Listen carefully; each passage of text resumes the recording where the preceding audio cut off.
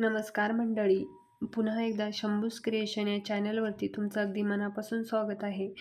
तर बघा, आज आपण 32 साईजच्या प्रिन्सेस कट ब्लाऊजची कशा पद्धतीने कटिंग करायची या व्हिडिओमध्ये मी तुम्हाला डिटेलमध्ये दाखवणार आहे. तर त्यासाठी आपण हे मेजरमेंट घेतले. आता हे जे मेजरमेंट आहे हे ब्लाऊजवरून मेजरमेंट घेतले.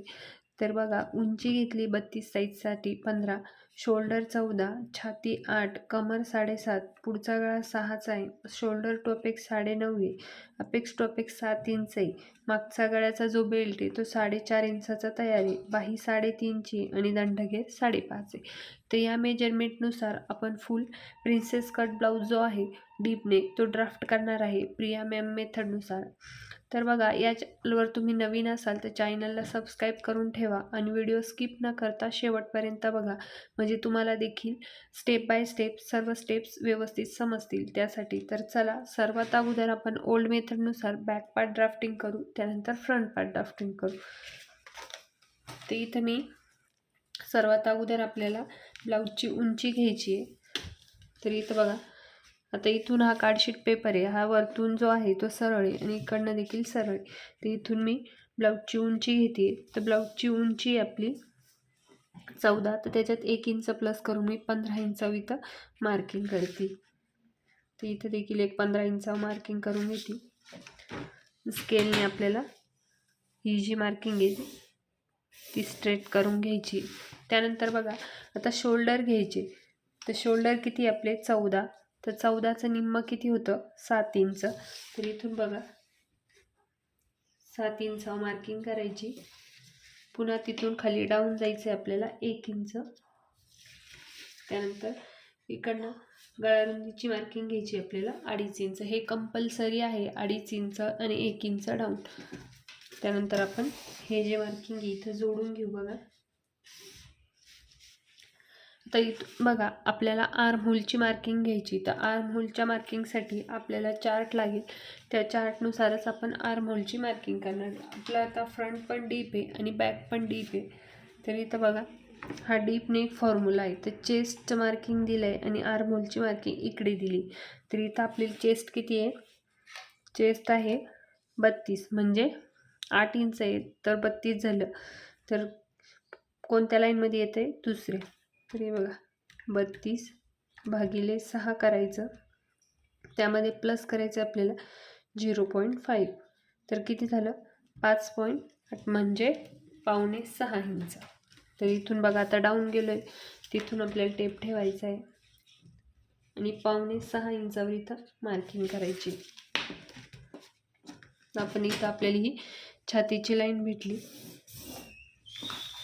आता हे जे आहे ते ब्लाऊजवरून मेजरमेंट आहे, त्यामुळे यामध्ये कुठल्याही प्रकारची लुझिंग वगैरे देणार नाही आपण. तर आता इथं डायरेक्ट छातीचं मेजरमेंट घेते. तर छाती 32 आहे, 32चा चौथा भाग झाला 8 इंच. तर इथे मी 8 इंच मार्किंग करून घेते छातीचं. पुढे शिलाई मार्जिन घेते 2 इंच. तुम्ही तुमच्या चॉईसनुसार शिलाई मार्जिन 1.5 इंच घेतली तरी काही हरकत नाही. त्यानंतर आपल्याला कमरची मार्किंग करायची. तर कमर किती आहे आपली 7.5 इंच. बॅक साईडला आपण टक्स घेणार आहे, त्यामुळे 1 इंच शिलाई मार्जिन टक्सची आणि पुढे शिलाई मार्जिन आपली 2 इंच. हे 1 इंच आपण टक्ससाठी घेतलं आहे बॅक साईडच्या. तर आपण हे अगोदर जोडून घेऊ. आता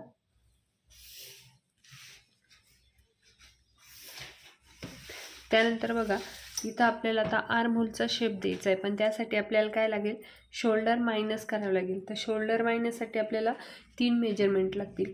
बॅक साईडचा आता बघा, आता बॅक साईडचा बेल्ट आहे, म्हणजे आपल्याला बॅक साईडच्या मागच्या गळ्याची उंची काढावी लागेल. तर ती उंची कशी काढायची, तर आपलं फुल उंची किती आहे 15, त्यामध्ये मायनस करायचं आपल्याला 4.5 इंच. तर किती झालं मागचा गळा, मागचा गळा आपला 10.5 इंच झाला. आणि रेडी शोल्डर किती आहे आपलं, तर रेडी शोल्डर आहे आपलं 2.5 इंच. आणि गळ्याचा जो शेप आहे बॅक साईडचा तो कोणता आहे, तर राऊंडच शेप आहे. तर ही 3 मेजरमेंट आपल्याला शोल्डर मायनस करण्यासाठी लागतील. तर आपण इथून आता शोल्डर मायनस करून घेऊ चार्ट बघून. तर इथं बघा, ब्लाऊजची उंची 15 इथं चुकून माझं शोल्डरचं मेजरमेंट बघितलं गेलं, त्यामुळे ते 14 झालं होतं. तर या ब्लाऊजच्या उंचीत आपल्याला अगोदर 1 इंच प्लस करून घ्यावं लागणार आहे, कारण चुकून शोल्डरचं मेजरमेंट बघितलं गेलं. तर इथे मी वाढवून घेते खालून 1 इंच अगोदर.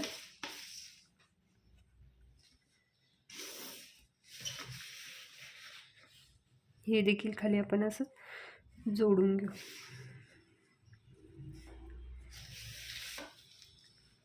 तर बघा, आता आपल्याला शोल्डर -4 बघून शोल्डर मायनस करायचं आहे. ते हा रेडी शोल्डर चार्ट आहे, हा 2 पासून 2.25 पर्यंत तुम्ही वापरू शकता.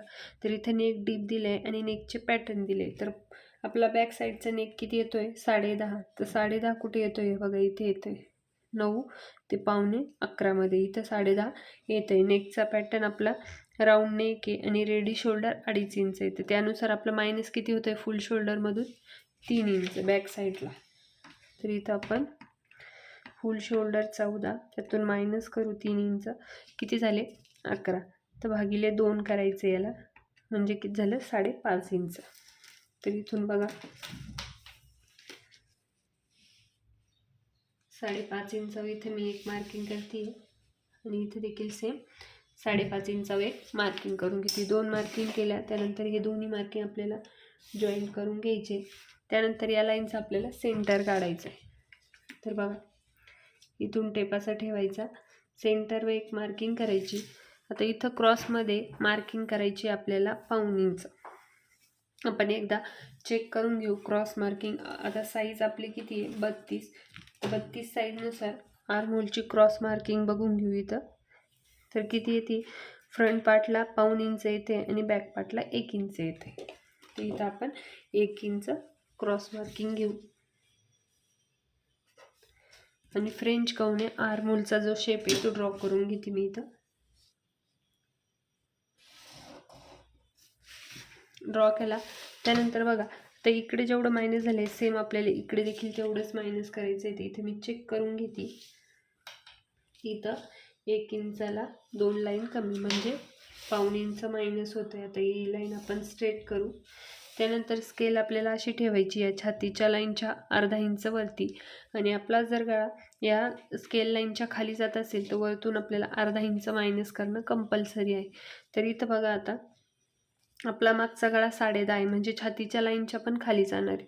त्यामुळे इथं मायनस जर केलं नाही आपण तर आपले शोल्डर लूज पडतील आणि गळा देखील लूज पडेल. त्यासाठी आपण इथून अर्धा इंच मायनस करू.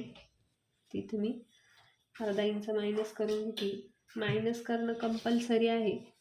तर डीप नेकला मायनस करावंच लागतं, कारण डीप नेक म्हणजे आपल्या छातीच्या लाईनच्या देखील गळा खाली जातो. तर इथं आता मी लाईन ड्रॉ करून घेते. आता इथं रेडी शोल्डरचं मार्किंग करायचं आहे. तर रेडी शोल्डर किती आहे?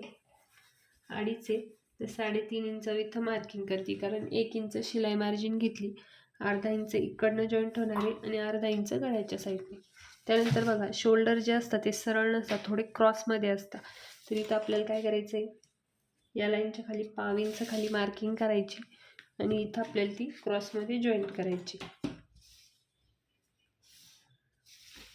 तर बघा अशा पद्धतीने आपला जो बॅक पार्ट आहे तो ड्रॉ झाला आहे. पण आता आपण कट करणार नाही, कारण अगोदर आपण फ्रंट पार्ट ड्रॉ करत असतो, तो कट करत असतो आणि साईडचा पार्ट इथं ठेवून चेक करून नंतर बॅक पार्ट कट करत असतो. तर अशा पद्धतीने तुम्ही देखील सेम 32 साईजनुसार प्रिन्सेस कटचा जो पार्ट आहे बॅक साईडचा तो सेम असं ड्राफ्टिंग करायचं आहे. तर चला, व्हिडिओ आवडला असेल तर व्हिडिओ लाईक करा, शेअर करा आणि आपल्या चॅनल नवीन असेल तर चॅनलला देखील सबस्क्राईब करा.